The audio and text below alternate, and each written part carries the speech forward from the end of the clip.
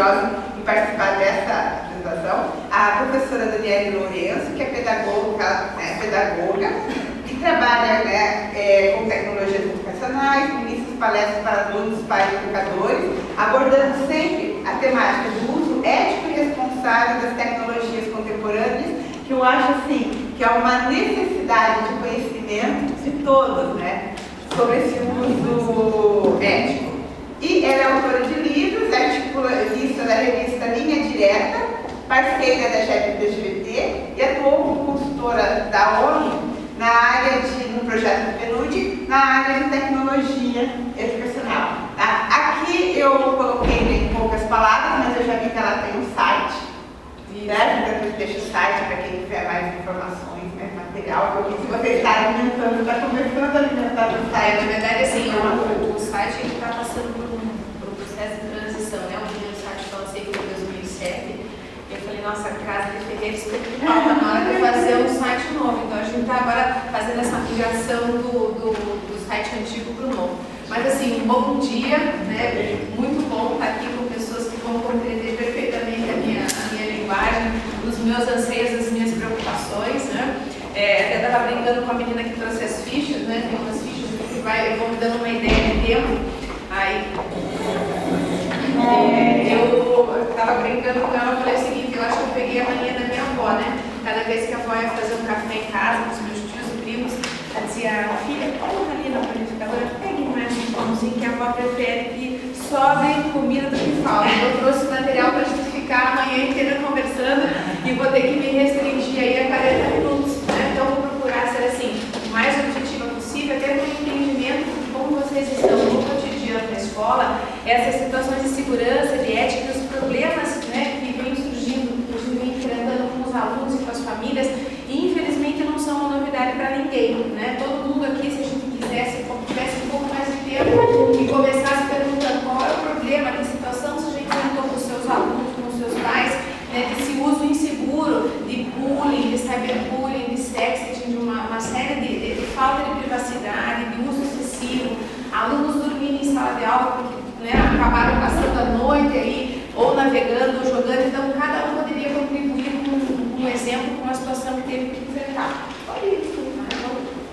Então a gente vai tentar, né, nesses 40 minutos, fazer uns highlights, né, alguns tópicos principais aí que falam sobre a segurança e ética no uso da tecnologia da educação. Tem como a gente apagar? Então assim, eu sempre gosto, antes de começar aí ao assunto propriamente dito, mostrar para vocês um pouquinho da minha história, um pouquinho da minha família. Eu sou casada, sou mãe da Manuela, que é aluna de jornalismo aqui da PUC, mãe do Felipe, que tem 10 anos, é aluna aqui do Rio de Janeiro. E a Manuela, em especial, foi a principal responsável por essa pedagoga que vos fala acabar enveredando na área de tecnologia educacional e principalmente essa vertente com relação ao uso seguro e ético, né? Então, desde 95 eu comecei com esse trabalho de tecnologia. A Neiva é minha colega, minha contemporânea, começamos juntos, fizemos alguns trabalhos juntos nessa área. E naquela época, né, eu era apaixonada, alucinada e quase que levantava aquela bandeira que a tecnologia ia resolver muitos dos problemas da educação.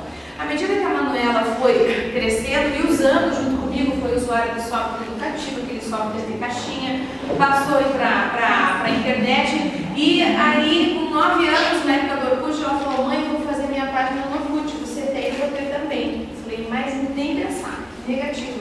Não, mas se você pode, eu também posso. Eu falei, não, lá tem todo tipo de problema.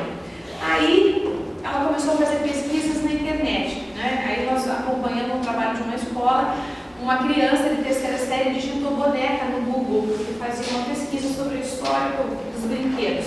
E aí, junto com a Suzy e com a Bárbara, veio uns travestis lá em posição de sentido, deu um maior problema na escola, era uma escola pública, a mãe queria abrir uma sindicância, porque a criança teve contato com material pornográfico dentro da escola, em horário de aula. Então, isso tudo começou a me chamar bastante atenção, né? Então, a primeira pesquisa, o primeiro trabalho que eu fiz nessa área foi para ser um braço ali, uma ajuda para os professores que estavam usando a tecnologia, foi palavras perigosas para sites de busca, para que eles tomassem todo o cuidado, se preparassem para fazer essa pesquisa, né? E ali começou toda essa reflexão, e eu digo para vocês, não tenho nenhuma solução pronta.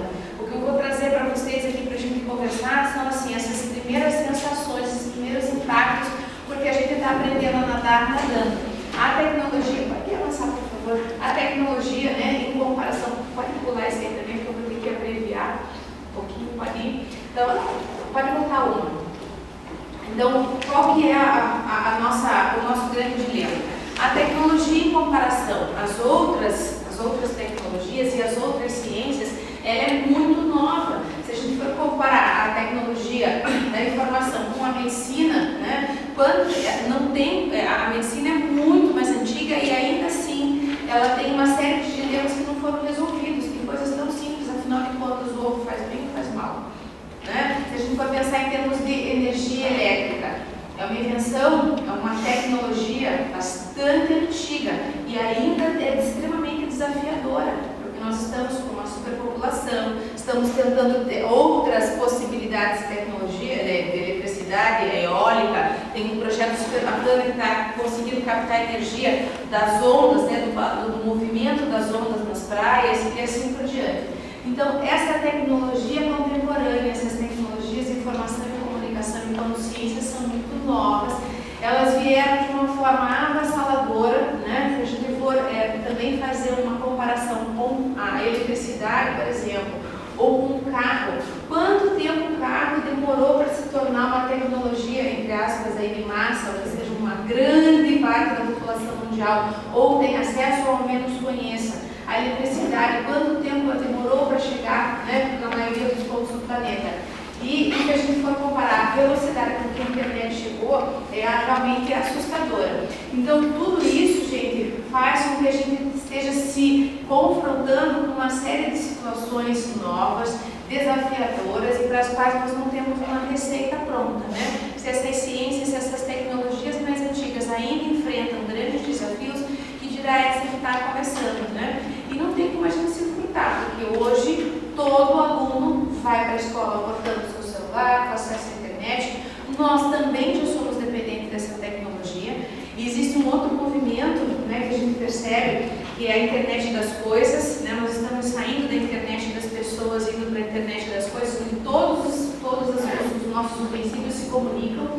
A gente diria que era uma fala dos Jetsons, né, que a geladeira manda uma mensagem no celular dizendo o que está faltando, já vou no mercado, já compro, aí o meu rádio é conectado com o meu celular, que é conectado com a televisão, então nós estamos indo para um outro movimento, né, que é a tecnologia das coisas, e faz com que a gente se torne cada vez mais dependente disso tudo, né? Eu tinha passado para vocês aqui, trazido para a gente dar uma analisada, que a tecnologia ao longo dos séculos, mas no sentido de o que impactou na sociedade, né? Então, porque a gente pode dizer assim, puxa vida, o que a prensa de Gutenberg fez?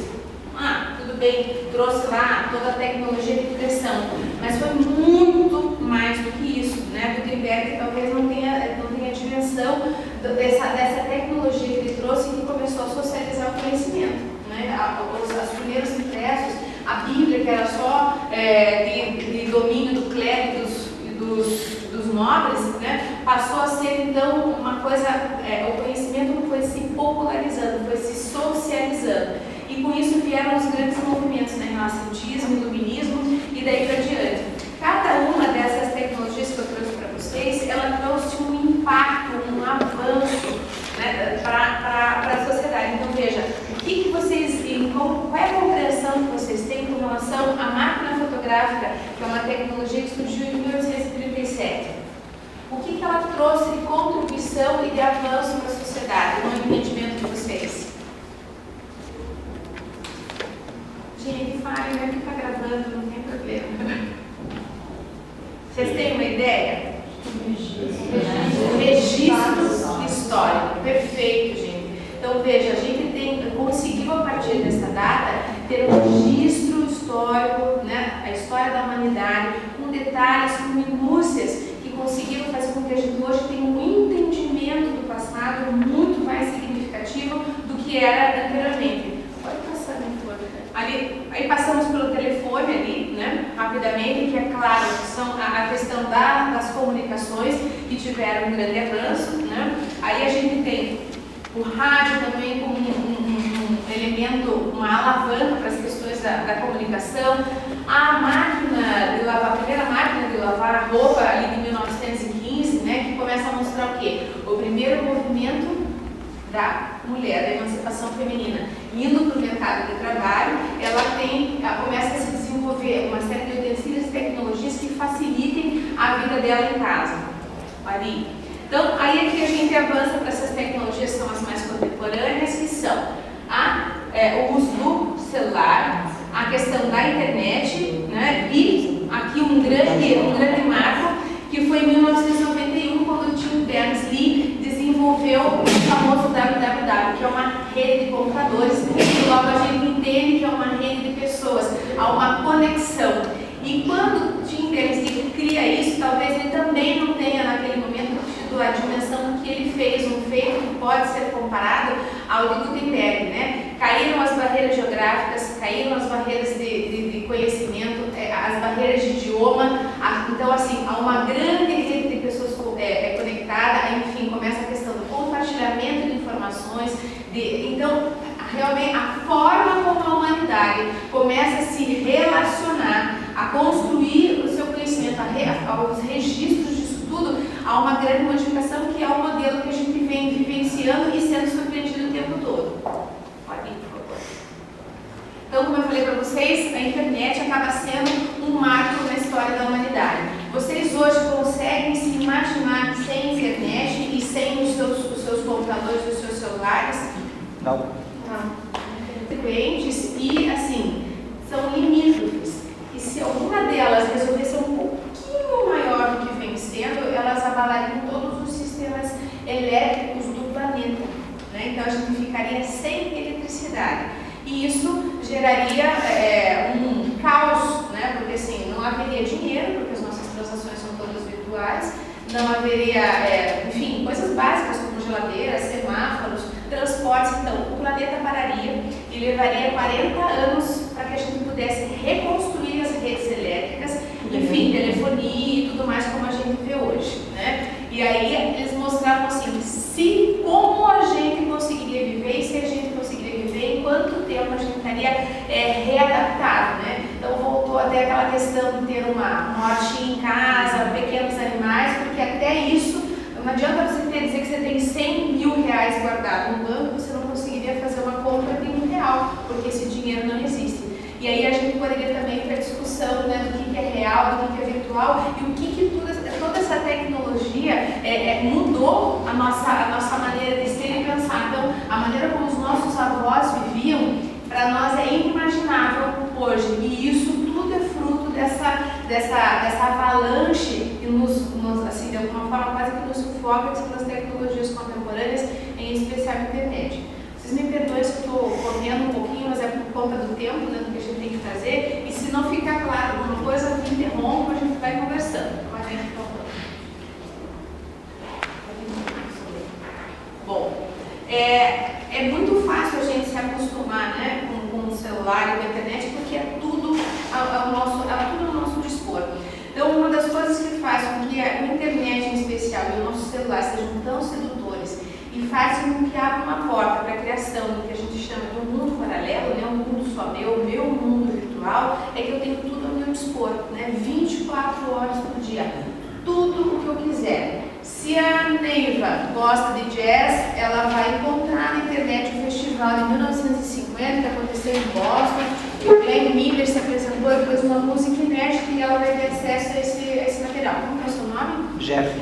O Jeff, se ele gostar de MPB, ele pode às 2h30 da manhã dizer assim, nossa, mas como que era aquela música do Caetano que eu gosto mesmo, que ele lançou na época da Tropicália, e ele vai encontrar. E assim por diante. Se alguém aqui se interessar por agricultura e quiser entender como é a plantação da batata roxa na Rússia, vai achar uma tese de mestrado, vai usar o Google Translate e vai entender completamente, porque não existe mais essa barreira de idioma.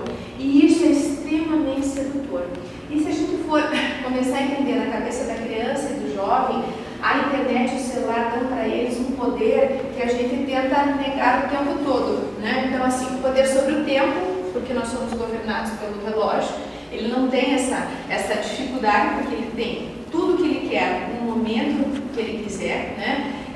Não tem um elemento regulador dentro da internet, que o pai diz: não fale com fulano, não saia, não faça, não isso, não aquilo, agora você vai fazer mesmo, agora você tem que fazer a tarefa.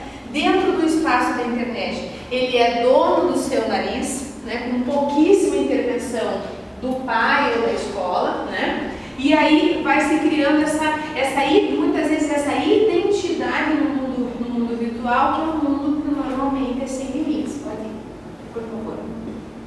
Então, assim, só para a gente ter uma ideia, eu trago para vocês um dado que já está desatualizado, né? Me perdoem, mas de ontem para hoje, com certeza, isso aqui já mudou.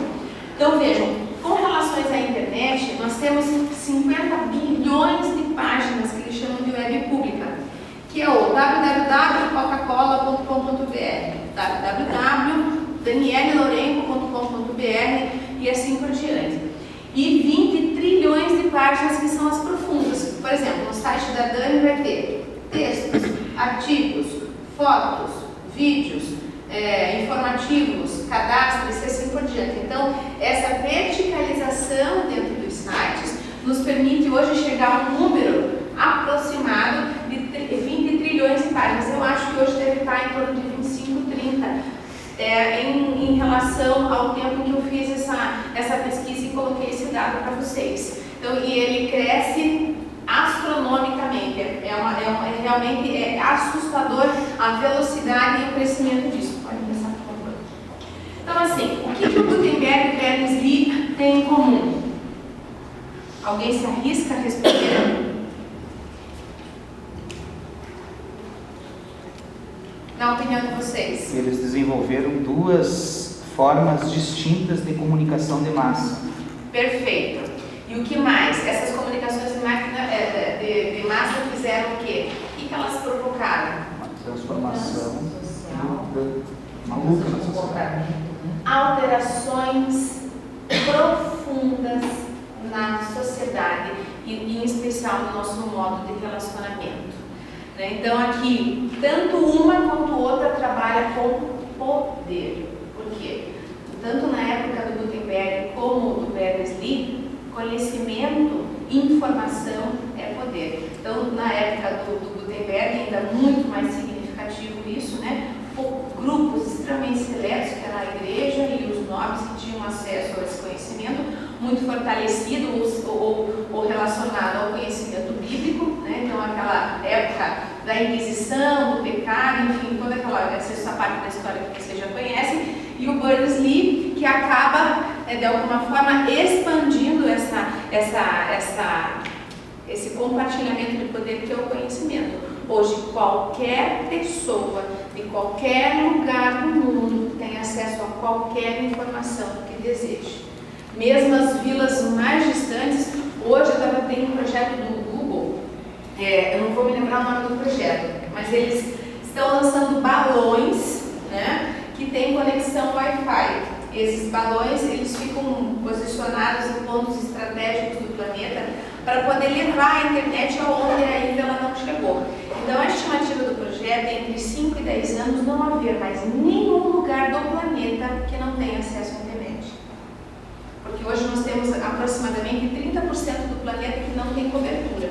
Então, por meio dessa tecnologia dos balões, eles encerram a fatura e vão conseguir chegar na impressionante marca dos 100% de acesso à internet, nos cantos mais impensáveis do planeta, né? É lógico que o apelo deles, que o interesse não é só levar a informação, mas enfim, tem todo um interesse comercial, a gente sabe, mas não deixa de ser um feito notável e que eu realmente tiro o chapéu, porque eu jamais imaginei que eu conseguiria viva ver esse dia, né? Porque assim, ter a internet aqui no Brasil ou nos Estados Unidos e tal, eu acho que é um movimento e aconteceu e está indo, né? Nós hoje temos internet em qualquer lugar. Esse final de semana eu fui viajar na Serra, eu estava com meu celular ligado, mandando mensagem que minha mãe, a gente vai viajar, eu tenho 42 anos, mas ela fica preocupada com a gente na estrada. Mãe, tá tudo bem. Então, agora, nos cantos mais longínquos, eu não imaginei que chegaria tão fácil, né? Tão rápido. Por favor. Então, tem um lado muito, como eu digo, um lado muito luminoso disso tudo,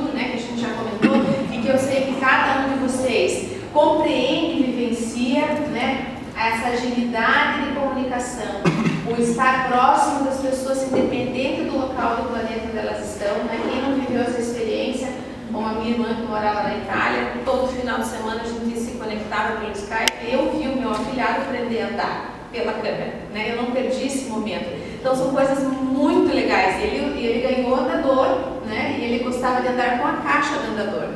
Então hoje eu posso botar porque eu vi que ele aprendeu a andar arrastando aquela caixa. E todo mundo tem uma história, tem uma coisa bacana para contar. Quantas formações a gente consegue fazer em AD, né, todas essas informações que os jornais, que as revistas, vocês vejam, gente, essa interconexão entre os meios, todos os programas de televisão terminam. Acesse a nossa página, veja o complemento dessa matéria, as revistas impressas, né, a Época, a Veja, enfim, todas elas fazem essa complementação na internet. Então, assim, uma coisa extremamente bacana, interessante, só que também é uma coisa que pode ser considerada, como é que eu vou dizer para vocês, sufocante.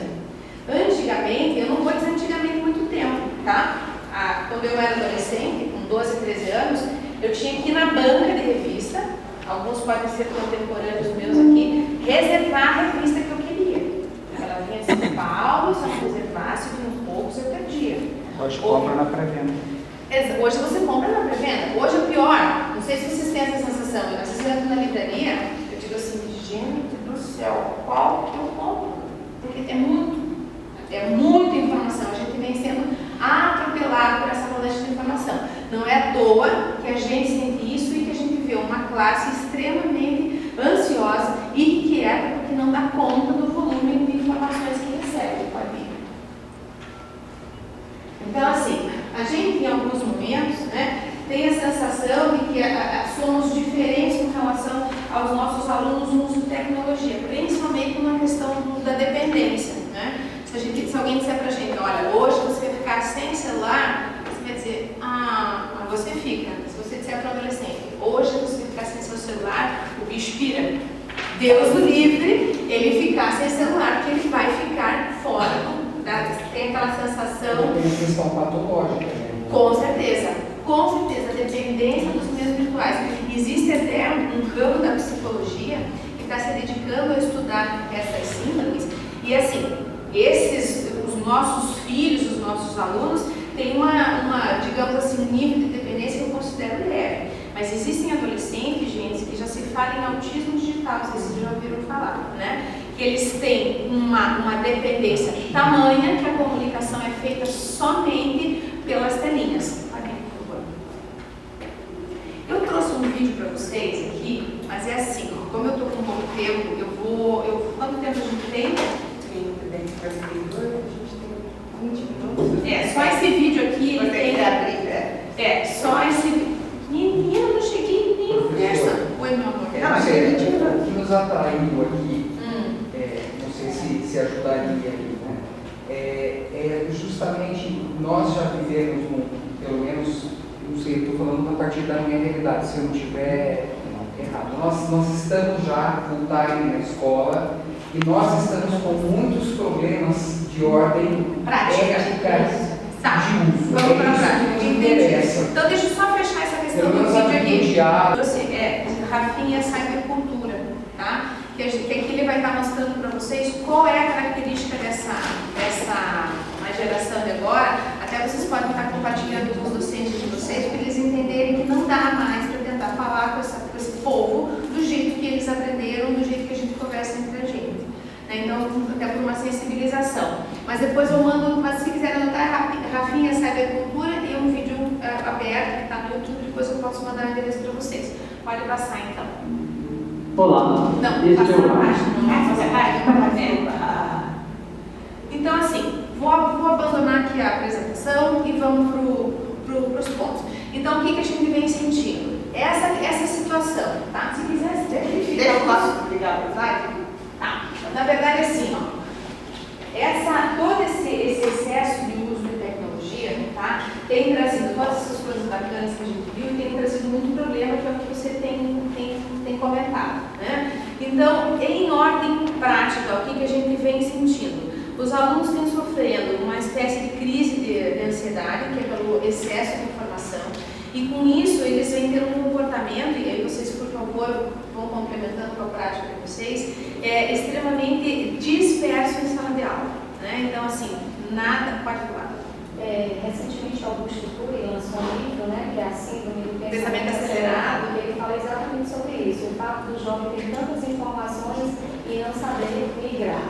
Né? Mas o que o colega traz, eu acho interessante, porque assim, a gente tem vivido na escola situações que a gente se pergunta até onde a escola pode ir, né, para trabalhar essa questão do uso ético e responsável da internet com os estudantes. Então, assim, a escola, infelizmente, não pode se omitir, porque normalmente os principais problemas eles estão nascendo dentro da escola, eclodem lá fora e voltam na escola, né? Então, acho que a principal coisa, até por um aspecto legal, o que eu indicaria para vocês é o seguinte: a gente não precisa comentar o que é certo e o que é errado aqui do uso de tecnologia, porque todo mundo conhece, né? Mas até que ponto os alunos estão cientes disso, os pais estão cientes disso, os professores.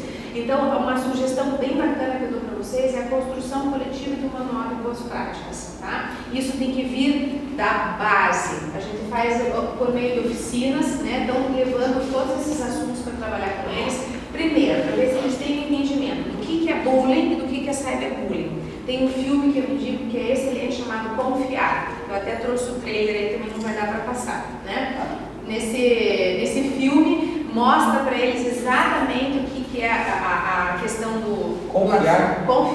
A questão do assédio, né? A gente pode repetir, né? Só interrompendo, depois desses links que a Daniela está falando, a gente colocar no site. Isso, até porque a gente já conversado com a Carol, um resumo da palestra e essas informações. E ela coloca no site. E tem um outro filme que fala especificamente do cyberbullying, que é um filme da Disney, inclusive, da produtora da Disney, que o irmão entra na rede social da irmã e coloca uma mentira, uma calúnia sobre ela, isso toma um vulto, a menina quase se mata, enfim. Ele é bem didático e no final tudo fica bem. Esse eu não vou lembrar o nome, estava lendo o texto, mas eu mando para vocês. Se eu não me engano é cyberbullying o nome do filme. Então, assim, a gente vai fazendo por meio de oficinas com eles ou de debates, que primeiro, assim, eles têm que ter um entendimento. Segundo, tem um outro material que eu vou entregar para vocês, que é não chega a ser uma releitura, mas é o entendimento da legalidade, questões legais do uso antiético. Então, por exemplo, se eu xingo, como que é o seu nome, Carla? A Carla, uma branca polaca azeda, ela vai dizer assim, nossa, o que é isso? E eu coloco lá na rede social. Então, existe uma lei já do Código Penal que vai caracterizar isso, né? Como assédio moral, como difamação, como calúnia. Digo assim, nossa, a Neiva, pelo amor de Deus, tem uma cara desenhada, se ela não trai marido, ela pode me processar por difamação, por injúria. Então, nessa tabela, ela é bem bacana e bem didática, porque ela vai mostrar para o aluno que tudo que ele faz na internet pode ter implicação legal. Tem um colégio aqui de Curitiba, uma rede grande, que não é humanista, né? Já vou avisando, que os pais processaram 20 outros pais e a escola pela prática de bullying e cyberbullying que a filha sofreu. Oi? Não foi divulgado. O que os pais fizeram? Eu sei, porque quem está acompanhando isso é o delegado Demérito do CIBER, e eu faço alguns trabalhos com ele, né? Já participei de palestras e tudo. Então o que ele falou? Ele falou, Dani, os pais pegaram, imprimiram todas as páginas da comunidade lá, todos os prints, arrolaram isso num cartório e isso é prova cabal. Como todos os alunos são de menor, era no segundo ano do ensino médio, todos os pais foram processados. A coisa está em 1 milhão, aliás, eles pediram 1 milhão, né, que é pelos custos dos danos morais, tratamento psicológico, enfim, né, e a coisa ainda está rolando, né. Então, e trazer esses casos reais, porque assim, gente, o que acontece? Os nossos alunos, eles têm, por nossa culpa, né, a nossa responsabilidade, e dos pais também, uma falsa sensação de que eles são os reis da cocada preta, que eles sabem tudo de tecnologia. Existe uma desestruturação familiar acontecendo por causa disso, porque antigamente era assim, o pai era o provedor, a mãe resolvia as outras coisas e a nós cabia obedecer. Se o pai dizia, não vou levar iogurte de morango, acabou-se, né? Agora a coisa mudou tanto que ele é uma força, ele é um poder dentro da família, um poder decisório. Não se compra qualquer coisa tecnológica sem a consultoria daquela criatura. E a gente não mexe em nada, eles é que mexem em tudo. E dá uma raiva porque eles mexem em tudo sem manual. Então, assim, eles estão sendo validados o tempo todo como donos da cocada preta nesse aspecto. E isso faz com que eles tenham uma crise de autoridade em casa, porque eles são consultados para muita coisa, como antigamente nós consultávamos os pais. Então, a primeira coisa assim, é desconstruir isso e deixar eles, desculpem a expressão, no lugar deles, colocando que eles têm um conhecimento técnico-ferramental e que o ético e o uso responsável nós vamos construir junto com eles, porque os pais estão mais perdidos do que... Não sei nem dizer o quê, né? Uma pensar outra coisa, mas segue o tiroteio. Então, e assim, gente, eu já tentei fazer muito trabalho com os pais, mas o que acontece? Vou ser bem sincera para vocês, a escola tem potencial para ver 500, 600 pais, vem 50, e são aqueles pais, os pais bacanas, que estão assim, que estão dizendo, professor, eu já faço isso, eu não deixo o computador no quarto, eu estou na rede social junto com ele, o que você acha de tal coisa? Tipo assim, a escola investe, putz, paga palestrante, manda fazer coffee break, entendeu? Ele mobiliza a professora e quem tem que escutar, não escuta. Então, assim, não que eu tenha desistido dos pais, mas eu acho que é mais efetivo fazer esse trabalho com os alunos. Então, assim, a gente elege esses principais assuntos. O que é bullying, o que é cyberbullying, quais são as implicações legais, dá crimes, é crime sim, o pai pode ter que pagar uma baita de uma multa por causa de um processo, né? Então tudo aquilo que o entendimento da escola compreende como necessário. Direito autoral super importante, não é porque eu venho aqui e tirei uma foto da Neiva com o meu celular que a imagem dela é de minha propriedade. Né? Porque isso existe toda uma confusão. Ah, mas eu tirei, foi com o meu celular, o arquivo é meu. Não, mas a imagem continua sendo dela. Né? Então, para eles entenderem que veicular imagem dos colegas, fazer vídeo, passar entre eles é inadequado e é ilegal. Né? E assim, e mostrar também que quando a gente começa a discutir esses assuntos com eles sobre esse viés de orientação, começa a cair a ficha que tem um monte de coisa que eles não sabem. Teve uma palestra que depois eu tive que rir do desespero do menino. Eu falei, olha, gente, todos os arquivos na máquina eles ficam salvos. Se você apagar, o que vai acontecer? O disco rígido, ou da tua máquina, ou do teu celular, vai entender que aquele espaço está liberado. Mas se esse celular foi pego pela polícia, é possível recuperar. Se você apagou acidentalmente alguma coisa no seu cartão de memória, não fique triste, chateado. Você leva lá uma empresa que trabalha com fotografia e eles recuperam tudo. Aí veio o menino branco no final falar comigo. Professora, como é que eu faço para apagar o filme pornô? Eu já apaguei. Como é que eu apago o que eu apaguei?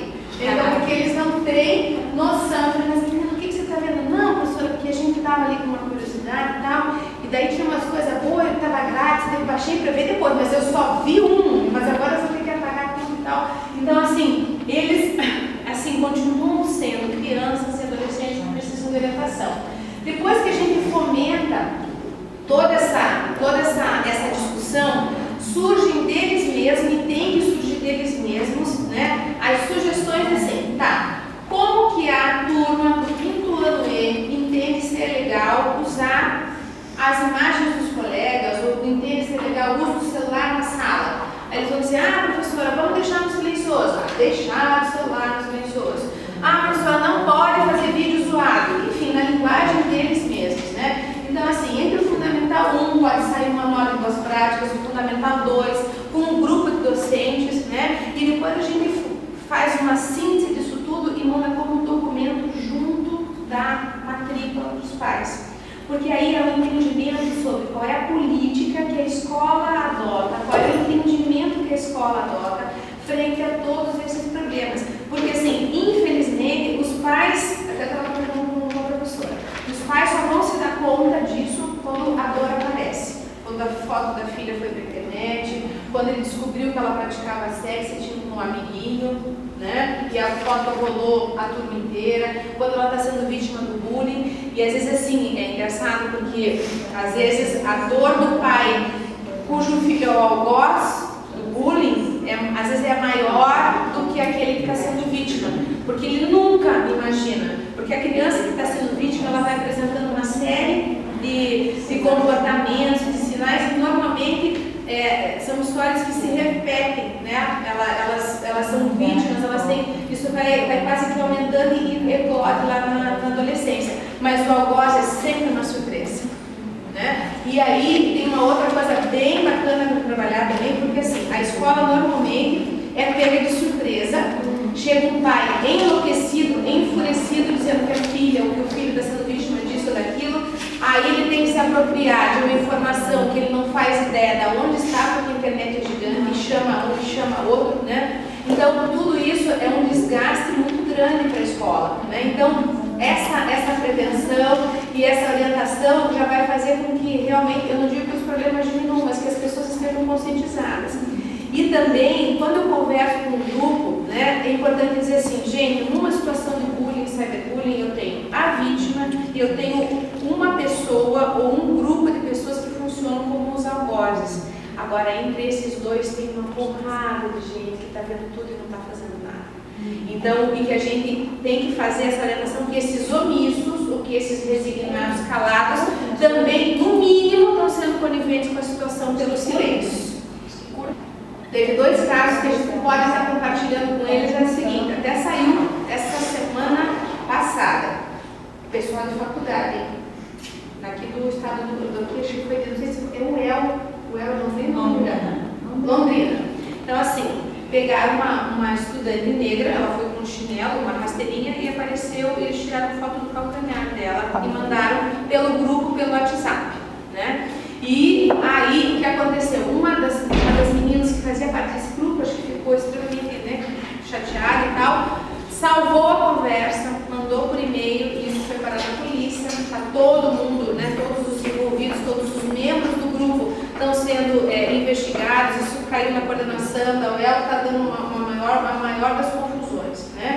E um outro caso também dentro do próprio Facebook, né? Todo mundo que curtiu a tal da foto, que era uma foto preconceituosa e racista, até teve um caso que foi bem divulgado pelo Fantástico, uma menina negra que namora com um rapaz branco e que, enfim, ela abriu um processo e todo mundo que curtiu, que colocou comentário, também está sendo judicialmente arrolado. Então, veja, como eu falei para vocês, nós não temos expectativa de solucionar ou de acabar com esse problema. Até porque, assim, essa questão da prática do bullying, ela acontece, sei lá, no meu tempo de escola já acontecia, no tempo das nossas mães. O problema é assim, os recursos tecnológicos contemporâneos, tá? Eles vieram e potencializaram isso e deixaram registro. Então, assim, se alguém ia no banheiro e dizia, nossa, você é uma gorda feia, como que eu ia provar isso? Hoje nós produzimos provas contra nós mesmos, né? Então, é nesse sentido de esclarecimento que a gente tem que estar tratando esses assuntos com os alunos. Uma outra coisa, super importante, estar com um grupo de professores coeso e alinhado no mesmo discurso. Gente, assim, eu não acho que a opinião e a postura é pessoal de cada profissional e o posicionamento de cada instituição. Só que no meu entendimento, fica muito difícil para a equipe diretiva da escola, a coordenação pedagógica, acompanhar as relações virtuais entre o professor e o aluno dentro de uma rede social, né? Fora isso, eclode na escola assim, a professora de português botou uma foto de biquíni. Que tipo de profissional é essa? Pô, mulher tá na praia, né? Filha de Deus, de vez em quando a gente vai aqui para a Tuba dar o sol, entendeu? Ou então, o professor apareceu bebendo, ele é exemplo do meu filho, blá. Então, qual que é a orientação e que cabe a cada um o entendimento se ela pode ser colocada em prática ou não. Estar nas redes sociais com os alunos é importante? Eu acho que sim. Principalmente porque a gente vai percebendo os movimentos, essa coisa do bullying, a gente pode estar junto com eles nos ambientes também, é muito mais fácil, né? A gente acompanha o movimento, a agressividade da turma, porque isso, as coisas não são, que nem acidente aéreo, não acontece uma coisa só. São várias pequenas que vão acontecendo e que acabam implodindo numa grande confusão. Então, se o professor gosta do Facebook ou de qualquer outra rede social, curte estar com os alunos, interage com eles por esses meios, acho excelente, mas que ele tenha um perfil como docente.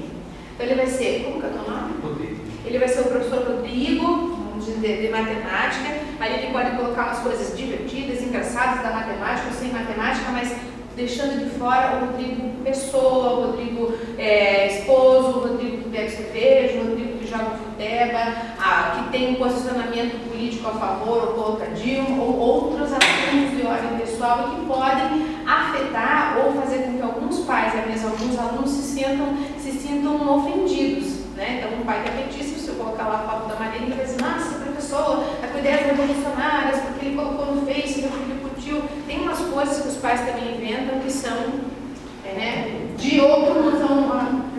Oi, fala. Em relação a essa postura, né? Existe alguma coisa, não sei assim, eu fico pensando que o contexto do Brasil é bem específico em relação a esses problemas de Facebook, no meio profissional. Isso me chama a atenção. No contexto educacional internacional, os problemas são menores. Os profissionais têm uma postura diferente e as escolas, as empresas, eles têm como... Eles assinam um contrato. Por exemplo, o professor de uma universidade, ele vai assinar um contrato dizendo assim, olha, eu vou ter que respeitar, se eu tiver uma página, blá, blá, blá, eu tenho que respeitar isso que a Dani colocou. Como que fica aqui no Brasil? Existe alguma coisa para proteger os gestores? Eu não sei. Não, mas é exatamente Só isso, queria né? fazer dois comentários. Essa questão está pululando na minha cabeça. Existe uma necessidade brasileira. Eu vou começar assim pelo exemplo da senhora mesmo. A senhora começou falando da sua vida aqui. A senhora não. Você começou falando da sua vida. A gente parece, aqui no Brasil, que para estabelecer contato, a gente tem que colocar a nossa questão privada. Aí vem a fome com a vontade de comer, a rede social com tudo isso. O que em outro país o pessoal tem uma certa distância sobre essas coisas. Enfim, rede social é só para mim. Eu venho já de uma formação nessa área digital, sou diretor educacional de um colégio da rede Centro-Sul de Ribeirão, e a gente há 2 ou 3 anos já trabalha com Wi-Fi full time na escola. E esse ano, o que aconteceu? E a Neiva colocou um questionamento sério para mim agora, né? Todo o nosso trabalho ético, de valores, de pastoral dentro da escola, quando chegou o Secret, a gente se viu em papos de aranha e com tudo perdido. Quer dizer, pela primeira vez na minha vida, em 21 anos de trabalho na escola, eu recebi na minha mão boletins de ocorrência de famílias contra famílias, por uma série de coisas que aconteceram em 2 semanas na escola. Eu não parei de resolver aquilo ali. Então a gente toma contato quando vem o anonimato, a possibilidade de um anonimato, entre aspas, das pessoas se revelarem ali. E todo o nosso trabalho, como você disse, de construção, porque a gente tem o ATEM, que é o acordo tecnológico, a gente construiu, isso está no nosso guia do estudante, tudo isso ruiu em um aplicativo, quando veio a possibilidade do anonimato. Até quando não tinha, a gente conseguiu levar, né? Aí eu precisei fazer um comunicado, sempre fui na rede, que foi adepto desde o começo à liberdade do Wi-Fi, do uso que a gente precisava educar conforme as necessidades e tal. Eu tive que fazer um comunicado, depois eu mandei para os meus colegas aqui, alertando os pais desde o WhatsApp até o Secret, com tudo aquilo que tive que estudar, porque nem eu sabia. E aí a gente se vê assim, poxa, ontem o pessoal falou, o WhatsApp em tempo real, todo mundo ali conectado, o professor da Apple falando ali também. Aí a gente se depara com essa questão ética e a gente vê que a gente não tem condições de como a gente está estruturado, desse controle, e basta um episódio desse acontecer fora para respingar dentro da sala de aula e a gente se vê em papo de aranha com uma série de coisas. Ou seja, a gente não viveu as situações éticas que colocam em xeque a nossa ética ainda. A gente está para viver outro tipo de coisas, porque não é só a calúnia e a difamação, é a invenção de coisas que vem por aí, que a gente não sabe, né? Veio o Secret, foi banido, no Brasil foi proibido, mas poderão vir outras coisas. Eu acho que a gente precisa de mais clareza por exemplo, para a gente ficar mais vedado em determinadas, mais clarezas, até políticas de aprovação de certas coisas aqui, que não tem. Esse Secret não tinha, não passou, foi vendido, né? E era anticonstitucional, né? E aí a gente na escola está ainda muito vulnerável, embora a gente conheça a legislação vigente. A gente teve que aprender com maçarico atrás, né? Porque você estava ali no fogo. É nesse sentido, mas aí se mistura, como você disse, a questão da vida privada, que a gente tem muito para revelar. Eu, por exemplo, retirei todas as pessoas que não são de fato amigos do meu Facebook, ponto. E ainda estou em discernimento para reduzir e até sair da rede social. Eu não tenho. Tá? Se você não tem. Eu tenho. Mas eu estou pensando em sair também. e estou vendo um movimento de resistência para sair, porque também não está claro para a gente essa questão, até quanto isso pode se tornar patológico para a gente, e a questão do público e do privado na nossa cultura. Tem coisas para se discutir. Então, na verdade, assim, tua fala está recheada de ganchos bem importantes. E a primeira, eu vou mandar uma frase, acho que foi uma das primeiras coisas que eu comentei com vocês. A gente vai estar discutindo, né? Por quê? Porque a gente não tem resposta, as coisas estão acontecendo, a gente está aprendendo a nadar nadando. E assim, eu lamento dizer assim, que ontem foi o Secret, e amanhã vai vir um outro aplicativo para o qual a gente não está preparado. Então, o que acontece? Isso, todas essas sensações e essas angústias, no meu entendimento, são pelo fato dessa tecnologia ser avassaladora, ser de massa, ser aceleradíssima, né? Ser extremamente nova e que não nos dá tempo, né, de você fazer uma reflexão. Como você falou, o ciclo de inconstitucional, como é que virou? Tem 7 minutos. Tá. Então, o que acontece? A gente acaba, como eu falei, a gente acaba se voltando para o problema somente quando dá a dor ou quando a entrou no pé, né? Então, espaços como esse que a gente está fazendo essas discussões, esses estudos, vão começar a gerar alavancas e movimentos mesmo, a gente fazer uma avaliação de um software, de um aplicativo antes de usar, né? Esse próprio movimento da sociedade, que foi esse marco ciclo da internet, que na minha opinião tem assim, um monte de coisa que eu acho inútil, coisas importantes não foram tratadas, mas assim, eu prefiro entender que foi o primeiro movimento da sociedade brasileira para, de alguma forma, começar a pensar sobre isso e para que a gente não seja mais atropelado, né? Então, existe na tua escola ou nas escolas de vocês uma espécie, ou vou chamar assim, né, aí vocês vejam como é que seria a nomenclatura específica, um conselho de alunos, pais e professores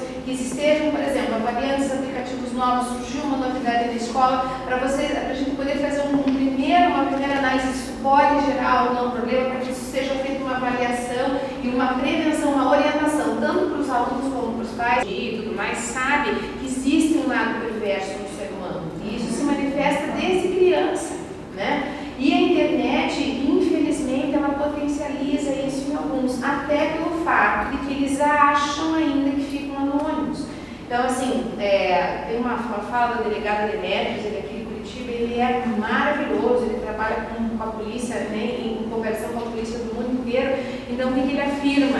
Não existe anonimato na internet, a gente rastreia tudo. Ele pode demorar, né, porque eles aprendem, e a gente poderia ir para muito mais coisas, né? Existe um site chamado Tor, não sei se já ouviram falar, que é escabroso e que ele é chamado de internet profunda. É um navegador específico de sites que não são indexados. Então, tudo que a gente encontra no Google é indexado, né? E no Tor não é nada indexado e ela é a última reportagem que eu li, o que está dentro do Tor é de 5 a 10 vezes maior do que a internet pública. E ali dentro tem pedofilia, vídeos de pedofilia, fotos, rituais macabros. Olha, tem assim também universidades e empresas que utilizam o espaço para não serem rastreados em função de sigilo. Mas aí o IP de quem acessa fica marcado. A hora que você, por isso que eles dizem que a internet você entra ali, não existe mais IP, e ali o risco é muito grande, tanto de vírus como de ser rastreado, porque ali literalmente, porque assim, quando a gente está no www e tudo mais, até como ele diz, não é uma terra de ninguém, mas é uma terra sem lei, tudo consegue ser rastreado. Quando você entra pelo Tor, você perde qualquer vestígio, daí só a polícia mesmo, com outros mecanismos de investigação, que consegue localizar. Tanto é que uma das últimas vezes que eu falei com ele, ele falou assim, você não sabe o meu desespero. Tem 4 crianças presas num canilzinho de um pedófilo e cada vez que eu chego perto o homem sobe porque ele está fazendo a navegação pelo Tor.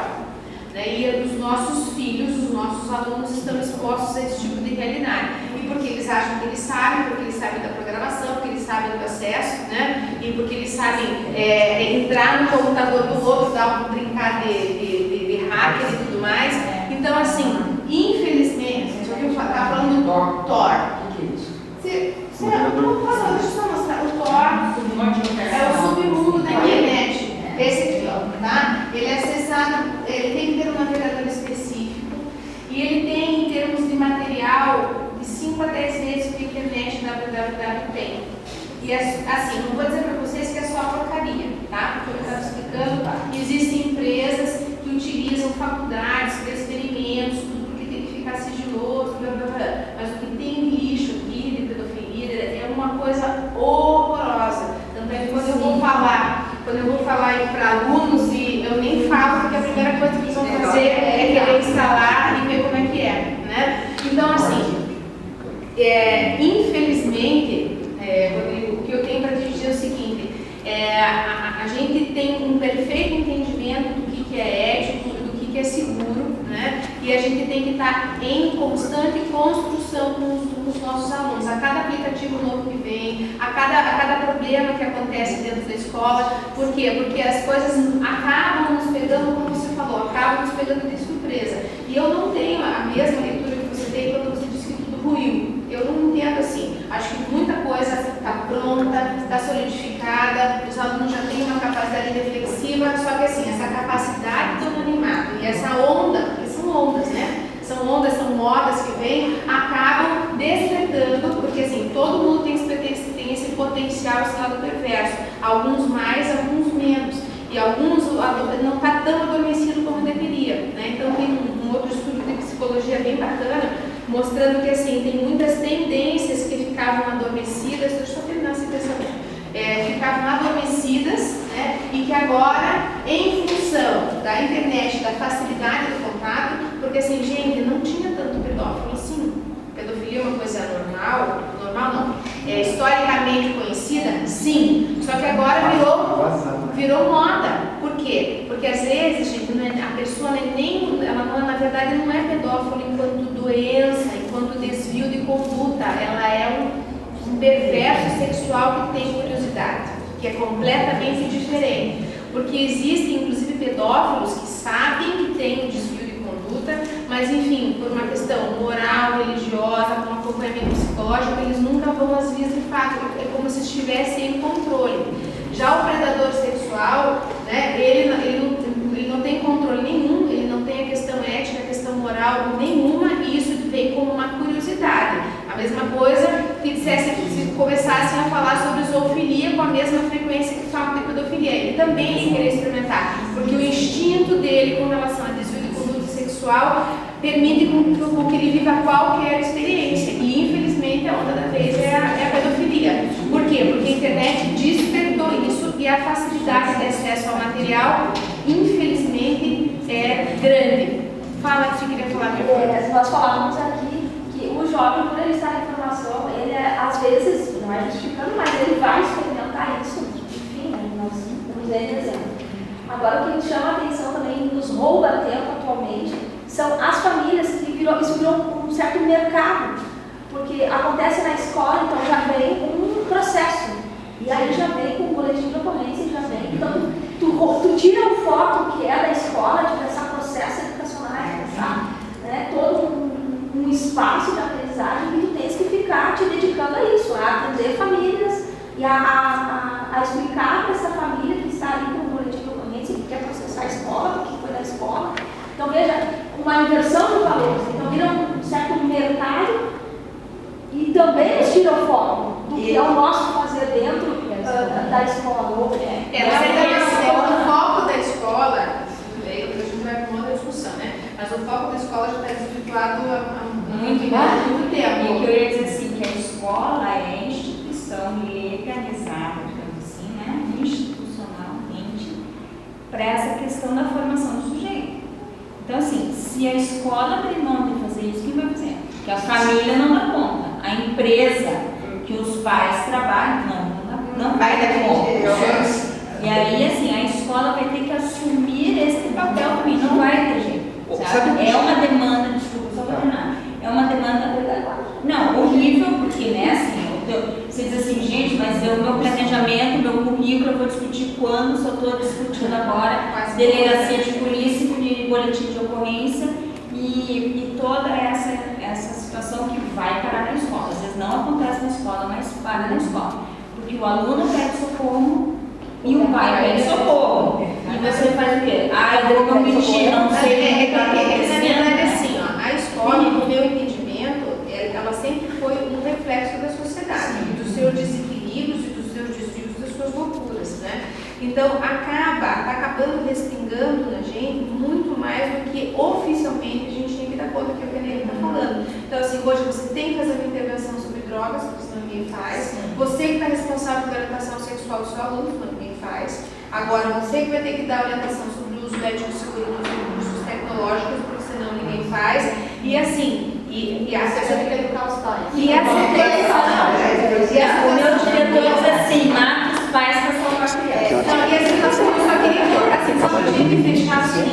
Não, é cruel. A situação está tão caótica que é assim, entre você salvar um aluno de um pedófilo, de uma situação de bullying, e você ensinar matemática, você diz, meu Deus, eu tenho que acudir isso primeiro, né? Então, assim, de repente, né, eu não sei qual que é a figura de vocês, mas montar, o que eu tenho visto que algumas escolas têm funcionado, é montar um conselho, né? Porque daí não fica só a coordenação, a bomba, fica uma bomba. Então, assim, tem 2 pais convidados, tem 2 alunos, tem 2 professores, às vezes convida-se até pessoas da própria comunidade, pessoas da limpeza e tudo mais, porque o que conta não é o entendimento sobre tecnologia, mas a questão dos valores da sabedoria de vida, né? Para que tudo isso seja discutido e assim, que dali saia alguma ação. Olha, aconteceu tal situação, a gente vai fazer tal prevenção, vai explicar para os alunos o que aconteceu, vai compartilhar isso enquanto experiência, porque assim, senão, eu vou dizer assim, a função de coordenação pedagógica de gestão de uma escola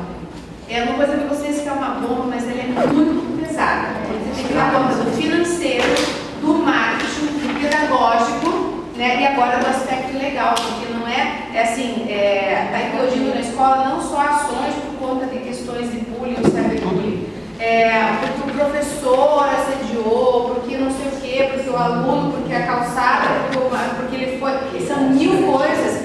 E assim, eu acho que também um pouco informação, mas me parece que a gente vive vivendo um período de americanização, que lá assim, eu lembro dela, você está me olhando todo o processo. Então muita coisa está replicando de lá, né? Então, não é americana, porque veja, eu convivo muito nos Estados Unidos, né? Tenho um filho que estuda lá, quando eu vivo, e eu vejo assim, que culturalmente, eles não têm esse problema de processo nas escolas que a gente tem aqui. Entendeu? Porque falta assim, a gente assume uma cultura estrangeira, que tem toda uma história que leva, mas por questão de moda e não por valores, e daí as coisas se perdem. Então, veja, me incomoda com a cultura de humanidade, de americanização, porque às vezes eu falo assim, eu vou pra lá e tenho vontade de não voltar. Não, assim, mas tipo assim, no sentido que traz a moda sem entender o contexto, né? Porque a questão de valores, né, o próprio patriotismo, enfim, são coisas que são muito diferentes da nossa realidade. Para fechar, outro dia eu vi uma frase do pessoal do ar que ele disse assim, a tecnologia chegou no Brasil e dizia assim, poxa, então nós somos analfabetos para lidar com essas situações que você não percebe que os outros países foram desenvolvidos, as coisas, né, com isso uma cultura, sabe? É verdade.